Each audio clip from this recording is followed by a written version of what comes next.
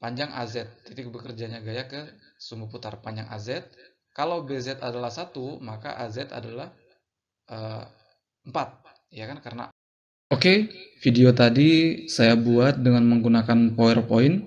Jadi pure 100% menggunakan PowerPoint.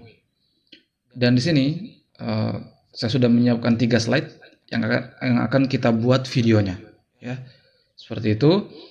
Dan di sini saya menggunakan Office 365 ya. Jadi di sini Office 365. Oke, langsung saja kita mulai. Jadi caranya mudah. Nah, misalkan ini slide yang akan kita buat videonya ya. Kemudian kita bisa memilih slideshow. Nah, kemudian ini record slide. Ini kita klik. Nah, ini kalau kita klik ini record from current slide, ini kita mulai merekam dari slide tertentu yang kita pilih.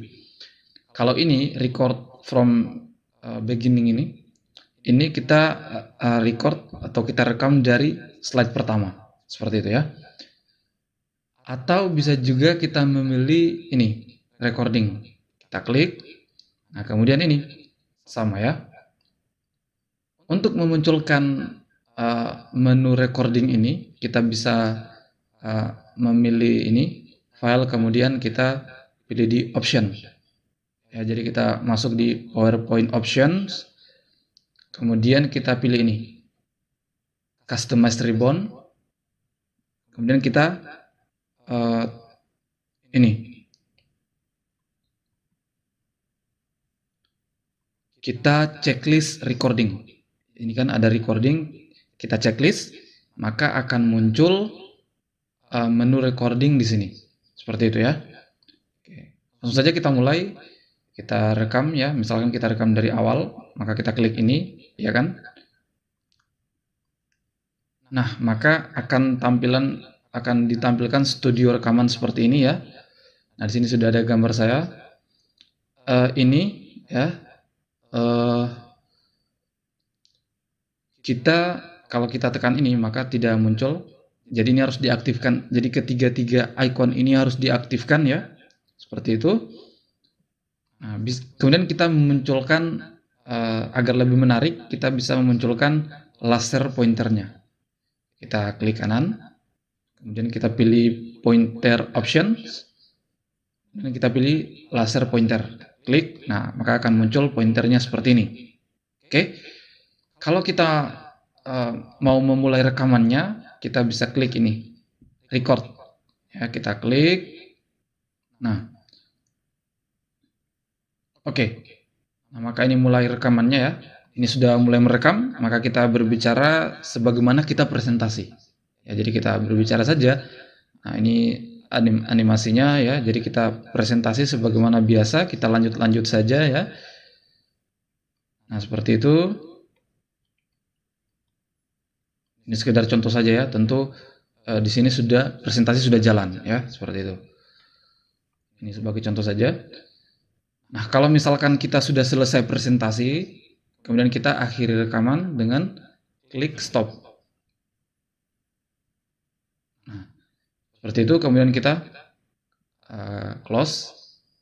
Nah, maka ini jadinya seperti ini. Jadi setiap slide sudah ada rekamannya sesuai dengan apa yang kita rekam tadi. Ya. Nah, ini ada hasilnya. Nah, maka ini juga kita bisa perbesar. Ya. Jadi video kita yang menjelaskan slide itu bisa kita perbesar. Ya, sesuai ukuran kita, dan kita bisa letakkan di mana saja. Ya, seperti itu. Nah, ini sudah sesuai dengan penjelasan setiap slide-nya, jadi ini tersusun secara otomatis ya. Jadi ketika kita proses perekaman tadi berpindah ke slide berikutnya, maka video kita akan terpotong dan disimpan pada slide itu, kemudian lanjut ke slide berikutnya. Jadi seperti itu ya. Ini jadi sekali lagi ini tersusun secara otomatis ya. Ada gambar di sini tersusun secara otomatis sebagaimana yang telah kita presentasikan tadi. Nah, setelah jadi seperti ini ya, setelah kita sudah atur menurut kita posisi orang yang menjelaskan ini sudah tepat di sini, ukurannya juga sudah sesuai. Kemudian langkah terakhir adalah kita mengkonvertnya atau mengekspornya ke dalam file video. Caranya kita pilih ini, ya. Ini export to video. Kita klik. Nah, kemudian kita klik create video. Kita klik. Nah, kemudian kita simpan di mana ya, terserah kita. Nah, ini kita lihat formatnya dalam bentuk ya MPEG 4, ya kan? Ini sudah dalam bentuk file video. Kita simpan. Nah, kita tunggu prosesnya. Jadi dalam bentuk MP4 ya. Kita tunggu prosesnya sampai selesai. Ketika sudah selesai, maka file rekaman kita yang dalam bentuk video tadi sudah jadi, sebagaimana yang telah ditampilkan di awal video tadi ya. Seperti itu hasilnya. Oke, mungkin cukup sekian ya. Sekali lagi di sini saya menggunakan Office 365. Oke, saya kira cukup sekian.